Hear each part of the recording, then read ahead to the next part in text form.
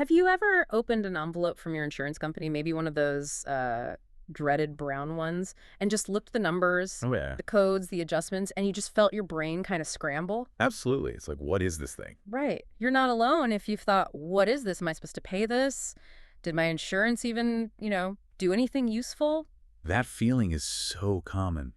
Confusion, maybe even a bit of dread. It's like trying to read a secret code, isn't it? Without the decoder ring. Definitely. But what if I told you that once you understand just two key documents, a lot of that mystery just kind of melts away? It's true. And, understanding these documents isn't just for the billing department or like these super experienced medical professional. No. No, it's genuinely empowering for anyone navigating healthcare costs. Think of it as peeling back the layers, Okay. getting to the core of that really fundamental and often frustrating question: who paid what and why did they pay it that way? Right. The why is always the big question. Exactly. So our mission with this deep dive is basically to give you that decoder ring. Ah, finally. Yeah, to give you those aha moments, those moments of clarity so you feel genuinely more informed and, frankly, significantly less overwhelmed when you're dealing with your own medical bills. That sounds good. So we're going to break down the specific purposes of the electronic remittance advice, or ERA, Okay, the ERA, and the explanation of benefits, the EOB. the EOB, right? I think most people have seen that one. Probably. We'll explain who uses them and, critically, their distinct yet interconnected roles in the absolutely crucial claims reconciliation and payment posting process. So this is kind of the shortcut to understanding all that back-end stuff. Exactly. A shortcut to being well-informed on a topic that, let's face it, touches pretty much everyone. Okay, so let's begin our journey. Let's step into the shoes of the healthcare provider, Right. the doctor's office, the hospital, the clinic. Right. The provider side. This is where the ERA, the electronic remittance advice, becomes the star of the show. If you work in a medical office, you probably know this document is like their bread and butter. Oh, absolutely essential. For the rest of us, though, maybe imagine it as the ultimate insider's report, or that incredibly detailed, really granular transaction receipt that allows a medical office to, keep its lights on. That's a good way to put it. So fundamentally, what is an ERA? Okay, so at its core, an ERA is the electronic version of what used to be a paper remittance advice. Just digital paper. Well, it's so much more than just a digital copy. It's designed specifically for providers, and the real key here is its format. Okay. It's meticulously structured according to HIPAA-compliant EDI 835 standards. Whoa, okay. EDI 835, that sounds technical. Like alphabet soup from a government agency. It does sound like that, doesn't it? Yeah. But that EDI 835 standard is actually hugely, monumentally significant for modern healthcare operations. It's not just jargon. How so? What did it change? Well, think about it historically. Providers used to receive paper remittances, Right, actual mail.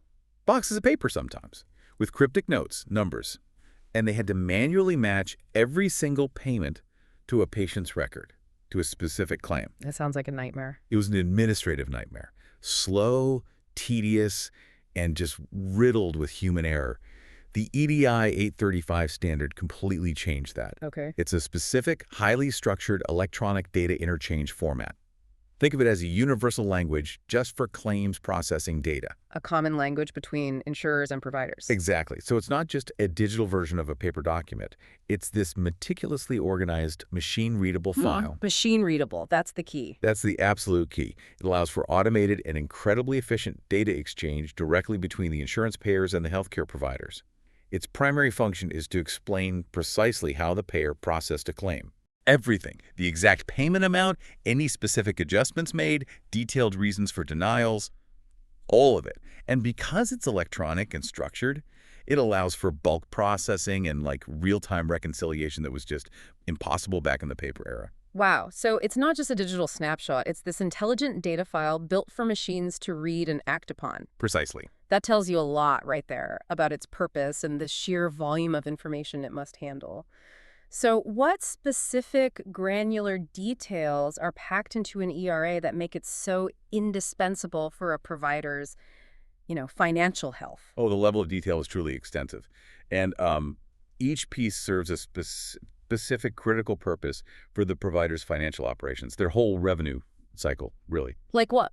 Give me the highlights. Okay, first, you've got the basics, but they're fundamental. Okay. The claim and patient identifiers. Name, rank, serial number sort of thing. Pretty much. Seems obvious, but it's absolutely critical for quickly and accurately matching that ERA back to the right original claim and the patient's record in their system. Without that, you'd just be lost. Makes sense. What else? Then you'll see the billed amount versus the allowed amount. Now, this is a really frequent point of confusion for patients. Definitely. Why did they charge this, but insurance only allowed that? Exactly. But for providers using the ERA, it's crystal clear. It's the difference between what they initially charged for a service, say $200 for an office visit, Okay. and the maximum amount the insurer contractually agreed to pay for that service, which might only be, say, $150. That $50 difference. That $50 difference is a contractual adjustment. The provider usually just has to write it off. The ERA clearly shows this. Then, of course, you have the paid amount. Which is what they actually got. Right, the actual money dispersed by the insurer, which could be the allowed amount, like the $150, or it might be less if, a deductible or co-insurance applies to the patient. Got it. And then we get to the really juicy parts for providers, right? Those adjustments and denials. This is where the complexity really ramps up. This is absolutely where the why comes into play. ERAs include something called CRC and RRC codes. More alphabet soup. CRE. Yeah. It stands for Claim Adjustment Reason Codes, CIRs, and Remittance Advice Remark Codes, RARC. They are technical codes, yes, but they are incredibly precise. How precise? They provide the exact granular reasons why the billed amount was adjusted, why it wasn't fully paid, or why it might have been denied entirely. Can you give an example? Sure. You might see CARC 45 exceeds fee schedule. Okay. What does that mean? That tells a provider, plain as day, that their charge was more than the payer's contracted rate for that specific service. Confirms it's a write-off they knew about. So it confirms the contractual adjustment. Exactly. Or you might see something like CARC 16 claim lacking information. Ooh, that sounds like someone made a mistake. It does. And it immediately flags a potential data entry error that the billing team can then quickly correct and resubmit the claim. So it helps them fix problems faster. Much faster. And if a service was outright denied, there are specific denial codes explaining precisely why. This is crucial for deciding whether to appeal or just resubmit. Without those codes? Without those codes, the billing team would just be guessing. They'd waste hours trying to figure out a generic denied message. The ERA also details the patient responsibility. Right, the part the patient has to pay. Exactly. The portion of the bill that the patient is now accountable for after the insurance payment and all those adjustments, it also often includes coordination of benefits, COB details. For when you have more than one insurance plan. Precisely. It explains how the primary and secondary payers have coordinated their payments, which can get incredibly complex to track manually. And finally, it specifies the payment method. Like, do they get a check or a direct deposit? Yep. Usually electronic funds transfer, EFT, for that automated direct deposit, or if a physical check was actually issued. Okay, so why is all this incredibly extensive, almost overwhelming detail necessary? It's clearly not just a receipt. It's definitely not just a receipt. For a medical office, an ERA is, it's basically an action plan. An action plan. Yes. It informs their very next steps.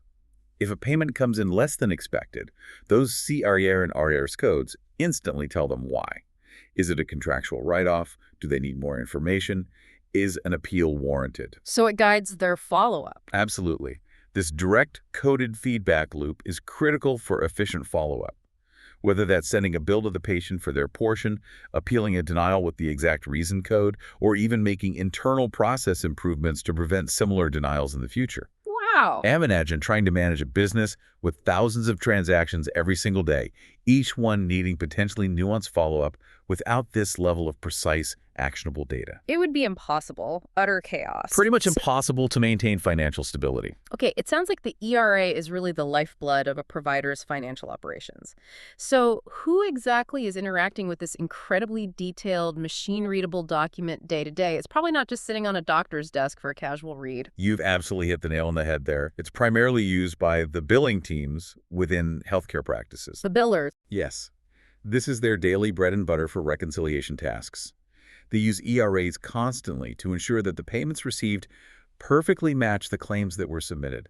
It lets them balance their accounts with real precision. But it's not just manual review, right? You mentioned automation. Right. And that's the huge part.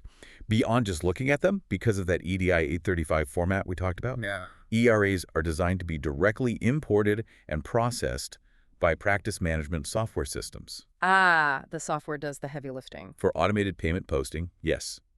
This is where the magic of efficiency really happens. Can you paint a picture of that? Sure. Imagine a hospital or a large clinic. They might receive hundreds of ERAs every single day, representing thousands of individual claims. Okay, massive volume. Huge volume, instead of a person manually typing in every single payment detail for every claim. Which would take forever and lead to mistakes. Exactly. The ERA file is just uploaded into the practice management system. The software then automatically matches the payments to the correct patient accounts and claims. It applies all those coded adjustments, updates the patient's outstanding balance, and it even flags any denials for follow-up by the team. Wow, that automation must save an incredible amount of time. Incredible amounts. And it drastically reduces manual data entry errors, which, can cause all sorts of problems down the line. Plus, it significantly accelerates the provider's cash flow because the money gets posted and reconciled much faster. And what about specialized companies? Right. For larger organizations or maybe smaller ones seeking specialized help, you have revenue cycle management, RCM vendors. The RCM companies? Yes. These are companies that basically manage the entire billing and payment process for healthcare providers. They rely heavily on ERAs as the core data stream to streamline their vast operations, optimize collections for their clients, and manage appeals efficiently on their behalf. So that automation, that EDI 835 format, it connects directly to efficiency and accuracy, doesn't it? It really does. Automating this process must save so much time and cut down on errors, especially for places handling thousands of claims daily. This isn't just like a convenience thing. It sounds fundamental to the financial viability of our healthcare system. It absolutely is fundamental. Yeah. The EDI 835 file format, allowing direct upload into billing software, isn't just a nice-to-have. It's core to modern healthcare finance. And, frankly, the sheer scalability of operations. Scalability, right. Handling the volume. Exactly. This structured format uniquely supports that automated payment posting. Think about that bustling hospital billing department again, processing hundreds, maybe thousands of claims daily. Yeah. Without this automation, they'd literally be drowning in paper, manually matching payments, trying to decipher handwritten notes from payers, hand-keying data. The potential for error would be enormous. Sky high. Misapplied payments, incorrect patient balances, missed denials leading to lost revenue. And the speed of their revenue cycle would just crawl. It would grind to a halt. So this structured, machine-readable format really revolutionized things. Completely. It moved healthcare finance from that slow, error-prone manual paper processing of the past into a highly digital, highly efficient age. It enables high-volume operations with remarkable accuracy and speed. It means providers can process more claims with fewer staff, they can identify denial trends much faster, and they can improve their cash flow dramatically. It's truly a silent hero of the healthcare system. A silent hero. I like that. Yeah, ensuring the financial transactions flow smoothly behind the scenes, which in turn allows providers to focus more on patient care instead of just administrative overhead. It's like the difference between sending letters by hand versus sending instant emails globally, that level of transformation. That's a fantastic, really in-depth insight into the provider's world and the hidden power of the ERA. But now let's completely switch gears. Let's talk about the document you, the patient, are most likely to get. In the mail, or maybe in your patient portal online. The one that sometimes makes our heads spin and our wallets clench a little bit. Ah, yes. The EOB, or explanation of benefits. What's the deal with the EOB from the patient's perspective? Well, the EOB is fundamentally different. Its whole design philosophy is different from the ERA. It's explicitly a patient-facing document. Sent by the insurance company, right, not the doctor. Correct. Sent by your insurance company. Its core purpose is to clearly inform you, the patient, about what was billed by the provider, what the insurance company actually paid, and ultimately what you personally owe. Okay, clarity for the patient. Exactly. The key here is its underlying design philosophy. It's created for clarity and understanding for the average patient. It prioritizes simplicity and plain language over that deep technical detail we just talked about with the ERA. So it leaves out the complex codes on purpose. On purpose. It focuses on providing an understandable summary of your benefits. It's built to answer your core questions about who paid what and what's left for me, not the provider's operational questions. So it's built for human eyes, not software. It's meant to be something we can actually figure out. That's the scope, yes. What specific details can we expect to find in an EOB that make it patient-centric and help us understand, what we owe. Okay, given that patient-centric nature, the EOB focuses on information that's directly relevant to your financial responsibility and your understanding. You'll obviously find your patient name and ID basic identification. Got to make sure it's yours. Right. It will clearly list the provider name and the date of service so you can easily pinpoint which doctor's visit or lab test or whatever service the EOB is talking about. That helps connect it to the bill you might get later? Precisely. And crucially, the description of services or procedures is presented in simple, understandable language. Not the CPT codes. Generally not. Instead of CPT 99213, it'll likely just say office visit, something anyone can recognize. Okay, that's helpful. Then what? It then shows the amount billed by the provider, what the doctor or facility originally charged, and then the amount covered by insurance compa, the portion of that bill your insurance company has agreed to cover based on your specific plan. And this is where we start seeing our own out-of-pocket costs kick in, right? Those famous terms everyone hears but maybe doesn't fully get: deductibles, copays, coinsurance. How does the EOB handle those? Exactly. The EOB is specifically designed to transparently explain how your deductible, copay, or coinsurance was applied. So it breaks it down. It breaks down those common patient cost-sharing elements that directly reduce what the insurance pays and contribute to what you have to pay. For instance, it might clearly state your plan applied a $50 copay. Okay. Or maybe you have a 20% coinsurance remaining, totaling $30. It often even shows your accumulated deductible amount for the year and how much you have left to meet. Oh, that's really useful for tracking. Very useful for managing your personal healthcare budget and knowing when you might hit your out-of-pocket maximum. And what about denials or adjustments? The ERA had those complex codes. Right, and very importantly, if there's a denial or adjustment on the EOB, it will provide the reason in simple, straightforward language. No technical codes. Like what?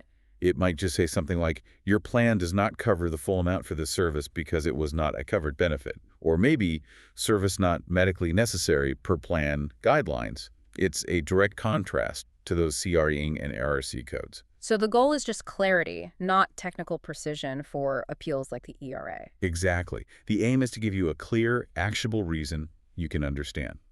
And finally, and probably most importantly for your immediate financial planning, it clearly states the remaining balance owed by the patient. The bottom line. The bottom line, the final amount you are responsible for paying directly to the provider. So it's really all about making your financial obligation as transparent as possible, laying out what you need to pay and why without needing like a medical billing degree to figure it out. That's the intention, absolutely. Given that clear purpose, it seems pretty obvious who the primary user of an EOB would be. Yes, overwhelmingly, the EOB is primarily for you, the patient. Makes sense. It's your essential tool. You use it to understand your insurance benefits, to track your progress toward your deductible, and most importantly, to know your exact out-of-pocket costs for a specific service. It's the thing you look at when you get a bill you don't understand. Exactly. Or when you think there might be a mistake, or you just want to confirm what you owe before you pay. It empowers you to be a more informed consumer of healthcare. Are there any other uses? Does the provider ever see it? Well, in some specific and generally less common scenarios, yes. A physical EOB might be given to the provider's billing staff for manual payment posting, but only if an ERA isn't available for some reason. But that's not ideal, right? Far from ideal. It's much less efficient. It requires human eyes to interpret everything and then manually enter the data instead of that seamless automated processing you get with an ERA. And what happens if patients don't really understand their EOBs? Which, let's be honest, probably happens a lot. Oh, the implications are significant. This is where real confusion can set in. Leading to? It can lead to delayed payments or even unpaid bills entirely, which can then cascade into collection calls, financial stress for the patient, maybe even negatively impacting credit scores. Wow. And it also means missed opportunities. If you don't understand your EOB, you might miss the chance to question or dispute a charge that seems incorrect. You can't advocate for yourself if you don't get it. Precisely.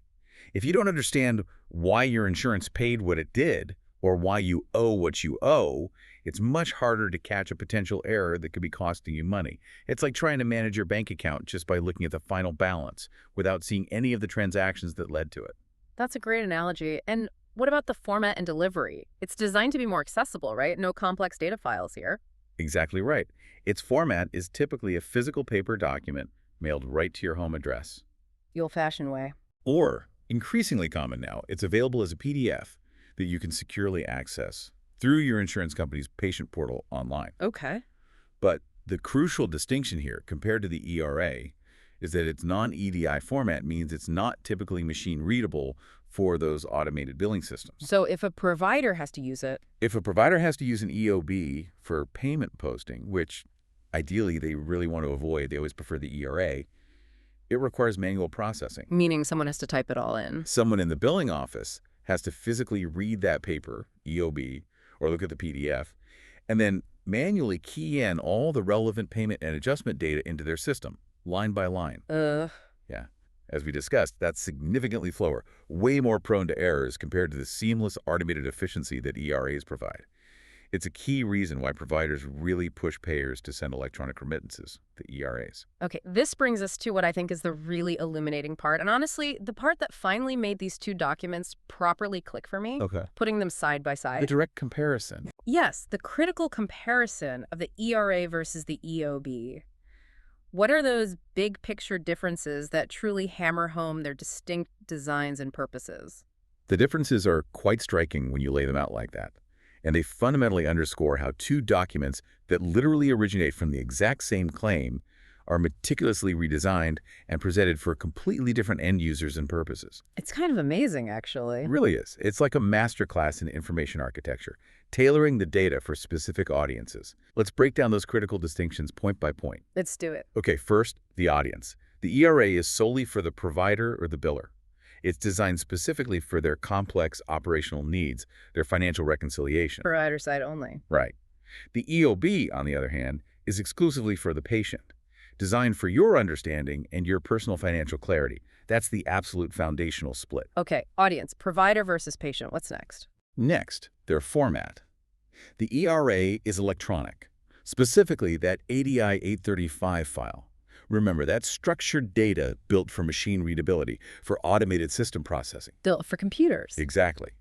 The EOB, in stark contrast, is typically paper, or maybe a PDF. It's intended for human consumption, for manual review. Built for people.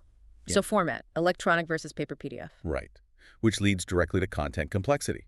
The ERA is highly technical. It's packed with those precise, sometimes cryptic codes like CRA and RARC, offering granular detail on every adjustment, every denial. It's dense, precise, built for systems and expert eyes. Very detailed. Very. The EOB is simplified. It uses plain language, understandable terms, making it easy for patient understanding. It intentionally strips away that technical jargon. Complexity, technical versus simplified? Got it. Then, their purpose. Yeah. The ERA exists to automate payment posting and streamline denial management. It's about the provider's financial health and operational efficiency. Provider operations. The EOB's purpose is totally different. It's to explain your coverage and your personal financial responsibility. What was covered, what wasn't, and what you owe. Patient understanding. Purpose. Automation versus explanation. Okay. How about system use? The ERA is directly imported into billing software for automated posting. It's a direct input for their financial systems, allowing batch processing. System input. The EOB is used manually. It's generally not system readable for automated processes. Mm-hmm. If it ends up in a billing office, someone's going to have to manually key in that information line by painful line. Manual use. System use. Automated versus manual. Next. Delivery method. ERAs are sent electronically. Secure clearinghouses, payer portals, maybe direct integration through electronic health records, EHR systems. Fast, secure, trackable. Electronic delivery. EOBs are sent by traditional postal mail to your home, or maybe an email notification points you to your patient portal online. Mail or portal. Delivery. Electronic versus mail portal. Good. And this is an important technical point. HIPAA format. The ERA is a HIPAA-compliant EDI 835. That format is mandated for electronic transactions in healthcare. It ensures standardization for data exchange. Mandated standard. The EOB is not mandated by HIPAA in that specific EDI format because it's primarily a patient communication document. It prioritizes accessibility over technical conformity. Not the same high-paced standard. Okay, finally, let's talk denial codes. The ERA includes those precise technical denial codes that tell the provider exactly why something wasn't paid, enabling very targeted follow-up or appeals. Actionable codes for the provider. Right. The EOB, if it even includes denial reasons, will use simplified plain language explanations. Or sometimes it might omit complex codes altogether, again, just prioritizing patient understanding over that granular technical detail. It's a deliberate simplification. Simplified reasons for the patient. Denial codes. Technical versus simple. Wow. This breakdown really does pull back the curtain, doesn't it? It makes it so clear why you might feel completely lost looking at a provider's detailed statement, which is Hmm. probably derived directly from an ERA versus your own EOB. Exactly. Each document is just perfectly designed for its intended audience. Understanding that difference really helps us appreciate why they look so different and serve such divergent operational needs. It's not about making things confusing for you. Not at all. It's about optimizing the information for two very different uses. It's a crucial distinction. And once you really grasp it, the whole billing process starts to make a lot more sense. It kind of eliminates that feeling of, being intentionally kept in the dark and Okay. shows you the intentional design that's actually at play. Okay, all of this is conceptually very clear now, but I think an actual, tangible example would really drive it home. Yeah, let's make it concrete. Let's walk through a specific scenario. How would the ERA and the EOB break down the exact same claim differently? Let's use a common office visit, maybe? Absolutely. Let's imagine a standard follow-up office visit, I a see. very common medical service, often coded as CPT 99213. Okay, 99213, office visit. And let's say for this visit, the provider initially charges $150. Provider bills $150. Got it. Now, for the provider looking at the ERA for this specific claim, here's the kind of meticulous detail they would see. It would confirm the CPT code, 99213, and the initial charge of $150. But then it gets really specific. Here come the details. The allowed amount is clearly stated as, say, $120. Okay, less than the charge. Right. This means while the provider charged $150, their contract with the specific insurer only permits a maximum payment of $120 for that service code. Then the paid amount is listed as $80. $80 paid by insurance, so not even the full allowed amount. Correct. And here comes the explanation for that difference. A critical piece of information. An adjustment of $40, and specifically noted with CARC 45 exceeds fee schedule. Ah, there's that code again. That tells the billing team precisely why they didn't get the full $120 allowed amount. Their initial charge, $150, was higher than the insurer's contracted rate, $120. That first $30 difference, $150 to 20s, is that CA's 45 adjustment, the contractual write-off. Okay, so that explains $30 the difference. Yeah. What about the rest? Why only $80 paid out of that $120 allowed? Good catch. The ERA would then also clearly state the patient responsibility as $40. That remaining $40, $120 allowed, $80 paid, is what the patient owes, likely due to their deductible or coinsurance. Got it. So the $40 adjustment was the contractual write-off, and the $40 payment responsibility is the patient's share. Exactly. And there might even be an additional RIRC code, maybe N130 consult plan benefit documentation. What's that for? That's a specific instruction to the billing team. It tells them they might need to do a little further research into that specific patient's plan details, perhaps to confirm if that $40 patient responsibility is definitely a copay, or if it's being applied to their deductible. So it helps them double-check things. Precisely. So analyzing this granular ERA detail, the billing team immediately knows several things. They know exactly why they didn't get the full $150 they charged. They know why they only got $80 from the insurance. And they know the patient's exact financial obligation is $40. And they know they can't bill the patient for that first $30 difference. Correct. The CIC 45 code makes it clear that $30 difference between the billed and allowed amount is a contractual write-off, not billable to the patient. The RRC N130 might prompt them to look up the patient's deductible status, maybe if it's the first claim of the year, just to ensure they correctly bill the patient for that $40. So this isn't just information, it's really a direct, actionable guide for them. It absolutely is, for their next steps. Generating the patient's bill accurately, updating their accounts receivable, understanding why an appeal might or might not be necessary.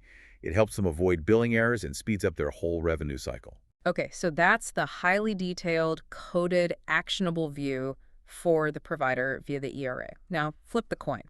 For the patient, how would that exact same $150 office visit look on your EOB?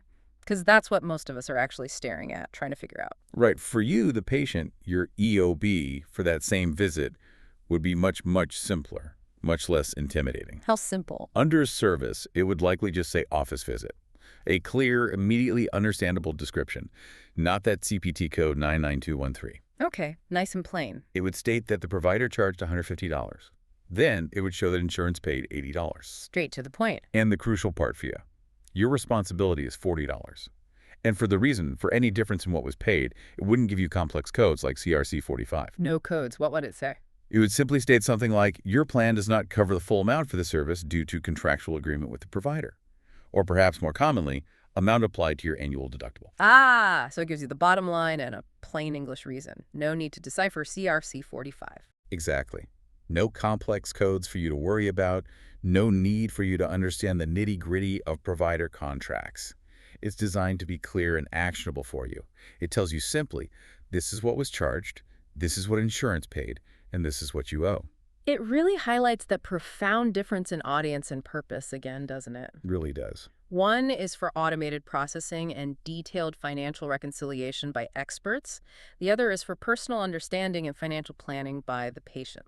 It's like getting a detailed engineering schematic versus getting a simple user manual for your new phone. That's a perfect analogy. Both convey information, but for very different users with very different needs. And that leads us perfectly into when these documents are actually used in practical, real-world scenarios. Because the choice of document depends entirely on the who, is it the provider or the patient, and the why, are they trying to automate something, make an inquiry, file an appeal. The specific task dictates which document is relevant. Okay, so let's run through some common scenarios. Where does each one fit? All right. For automated payment posting, no question. The ERA is the indispensable tool. This is where those medical billing systems automatically match the payments received to the claims submitted, reconcile all the amounts, update patient ledgers. The efficiency engine. Exactly. The EDI 835 format of the ERA makes this seamless. It handles thousands of transactions without manual intervention, dramatically speeding up the provider's cash flow and cutting down administrative costs. Okay, ERA for automated posting. What about when a patient has a question? Right. When it comes to a patient dispute or query, the EOB is your absolute go-to document. The one you hold in your hand when you call. Precisely. If you get a bill that doesn't make sense, or you think there might be an error, you'll reference your EOB to confirm what your insurance paid and what your responsibility is before you contact your provider or your insurer. It's designed for you to review and understand how your benefit was applied, empowering you to ask informed questions. Makes sense. EOB for patient questions. Yep. What about denials? Providers must hate those. They do. And for claim denial follow-up, the ERA is absolutely critical for the provider. If a claim gets denied, the ERA provides those precise technical denial codes, the CARCs and RARCs we keep mentioning. The codes that explain why. Exactly why the service wasn't paid. Oh. This specific information is vital for the billing team to initiate an appeal, correct any errors, or resubmit the claim accurately. They know the exact reason for the non-payment. Without those codes, They're just guessing in the dark. pretty much, which means wasted time and potentially lost revenue. Mm-hmm. So ERA is crucial for denial management. Okay. And just talking to patients about money. For general patient communication about finances, the EOB really forms the foundation for any discussion between the billing office and the patient. A common reference point. Yes, it's the document both parties can usually look at when discussing balances, deductibles, or how benefits were applied. It provides that common ground for what can often be a confusing, sometimes sensitive conversation. And you mentioned coordination of benefits earlier. What about secondary insurance? Good point. For secondary billing support, both the ERA and the EOB can actually be used together. This shows how they can sometimes complement each other. How does that work? When a patient has secondary insurance, the ERA from the primary payer gives the provider the detailed breakdown they need to accurately submit the remaining balance to the secondary insurance company, ensuring the benefits are coordinated correctly. Okay, provider uses the primary ERA for secondary billing. Right. And sometimes the patient's EOB from the primary insurance can also serve as proof of that primary payment when you, the patient, might be dealing directly with your secondary insurer, just to confirm what the primary plan already covered. It helps ensure that the remaining balance gets applied correctly to your secondary coverage. Interesting. So they can work in tandem sometimes. In certain complex scenarios, yes. So we've really broken down what these documents are, what they contain, who uses them, when they use them. But let's zoom out a bit again. Why does all this matter on a grander scale? What's the sum of their parts for the whole healthcare ecosystem, and maybe more importantly for you listening as a healthcare consumer? Well, at a really fundamental level, understanding these documents is about recognizing the precise, often intricate financial backbone of healthcare. For billing staff, think about it. They rely on the ERA for truly efficient payment posting, meticulous tracking of claims, getting that precise info needed for appeals. It's their toolkit. It's their essential toolkit. And this isn't just about administrative neatness. It's absolutely crucial for the provider's financial health, their cash flow, their basic ability to continue providing services. If they can't process payments or fight denials effectively, Exactly. Imagine a practice trying to survive if they couldn't quickly and accurately process incoming payments or appeal incorrect denials. Without accurate, timely processing of ERAs, a practice could face severe financial strain very quickly. It could lead to reduced services, maybe even closure. It directly impacts their ability to keep the doors open. that's huge. Okay, that's the provider side. What about for patients? Why does understanding the EOB matter so much for us? For patients, you rely on the EOB to clearly understand your insurance benefits, right? To track your progress towards meeting your deductibles, your out-of-pocket maximums, and just to know your exact financial responsibility for any given service. Which helps with budgeting and planning. Absolutely. It's vital for your personal financial clarity and for making informed healthcare decisions, everything from choosing providers based on network status, maybe, to understanding the potential costs of different treatments. If you don't understand your EOB, Bad things can happen. you might accidentally overpay a bill or underpay and end up in collections. Or even worse, maybe miss out on important financial insights about your healthcare spending that could help you budget better or plan for future care needs. Understanding it empowers you to be a vigilant advocate for your own financial well-being within the healthcare system. And what about the managers, the people overseeing the whole revenue cycle? Right. For revenue cycle management, RCM leadership, they actually utilize both documents strategically. Both ERA and EOB. ERAs provide the raw, actionable data.